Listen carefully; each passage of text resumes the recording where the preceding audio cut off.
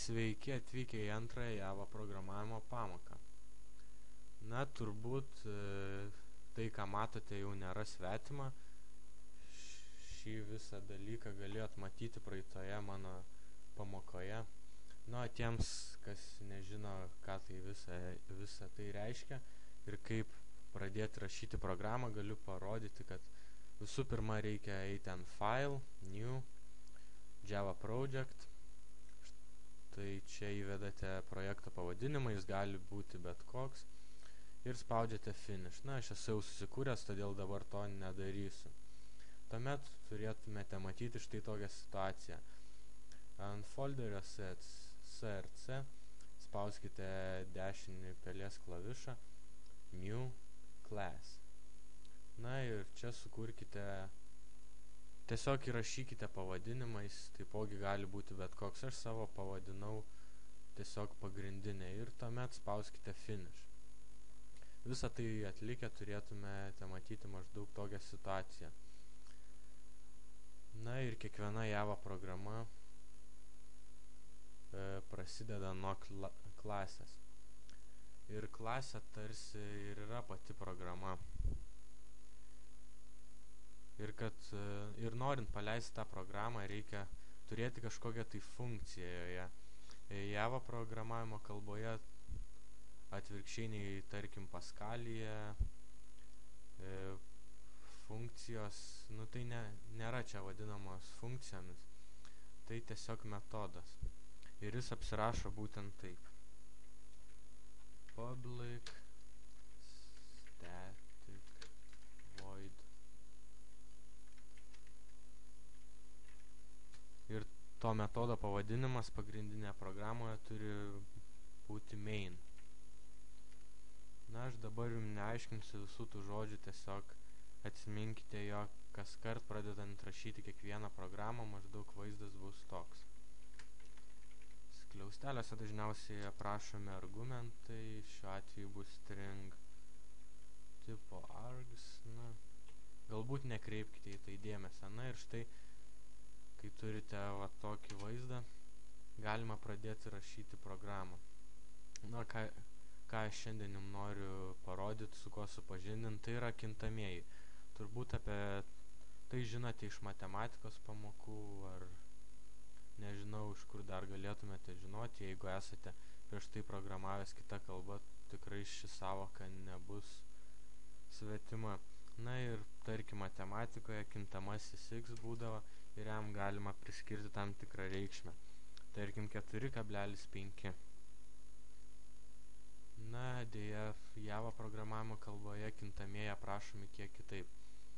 Yra daug tipų kintamųjų, tačiau aš dabar jūs supažindinsiu vos su keliais pagrindiniais, kurių gali reikėti sekančiose pamokose.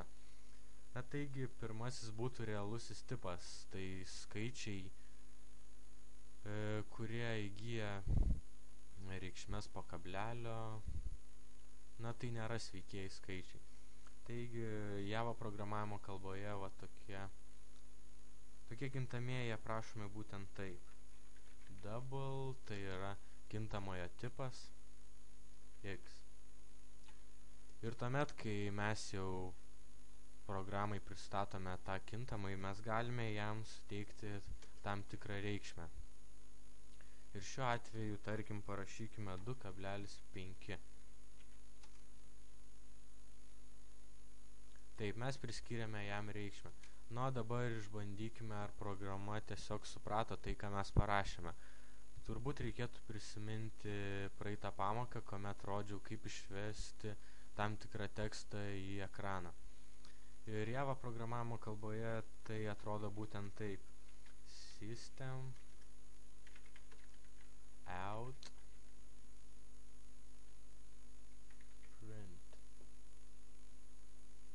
print line. Ir tada skliaustose mes aną kartą rašėm kabutes ir čia kažkokį tekstą. Jeigu norite išvesti kintamojo, jokių kabučių nereikia. Tiesiog rašote to kintamojo vardą, šiuo atveju x, ir dedate daugtaškį. Na ir pabandome paleisti šią programą.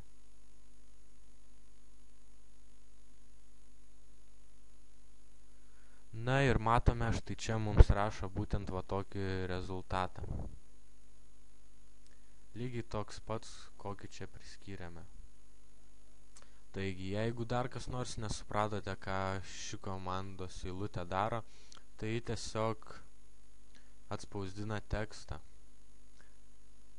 Ir šiuo atveju System Out yra tiesiog mūsų ekranas. Na ir manau tiek užtenka žinoti apie būtent šią eilutę. Dabar norėčiau pakalbėti apie kitą kintamojo tipą.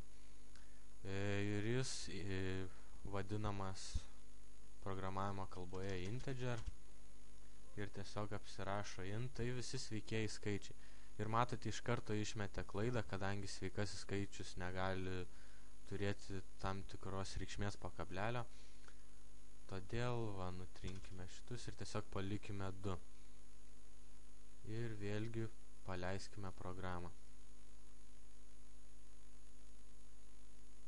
Taigi matome, atspausdino lygiai tokį patį rezultatą, kaip priskyrėme štai čia. Taip pat yra dar vienas kintamojo tipas, apie kurį šiandien norėčiau pakalbėti, tai string tipas. Jeigu kas nežinote iš kitų programavimo kalbų, string tai yra toks kintamasis, kuriame gali būti saugoma informacija apie tekstą. Na, galbūt mažiau kalbų, o duosiu pavyzdį, kaip tai atrodo.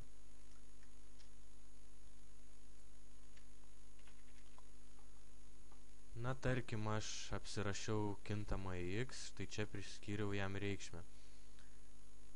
Ir kas kart, kai nori priskirti tam tikrą reikšmę string tipo kintamajam, būtent tą žodį, kurį nori rašyti, reikia rašyti tarp kabučių. Ir tai atrodo būtent taip. Na ir vėlgi pabandykime atspausdinti šį kintamąjį.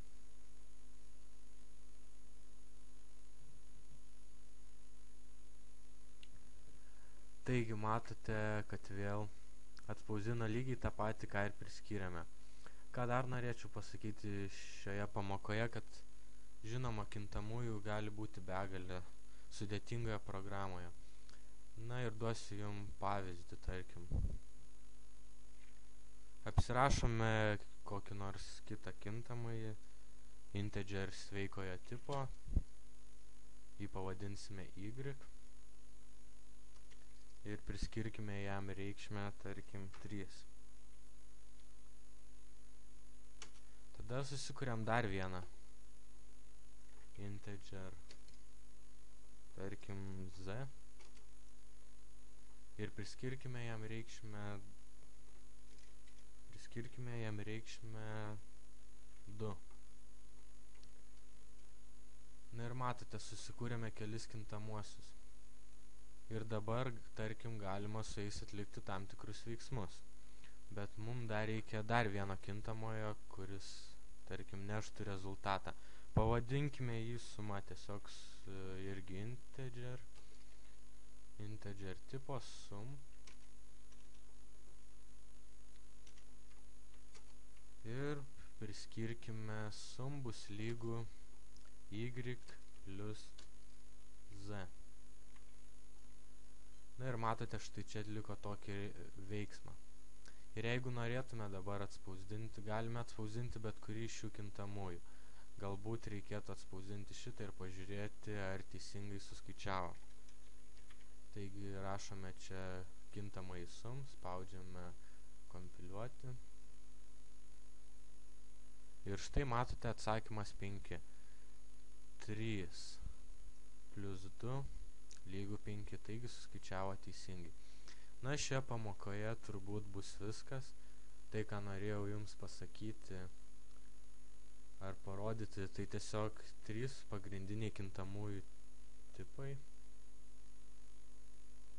Ir kaip juos apsirašyti, kaip priskirti reikšmę ir tiesiog kokius veiksmus galima su jais atlikti.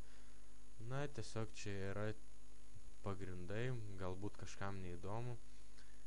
Tikiuosi, kitose pamokose bus kiek įdomiau. Na ir iki susitikimo tada.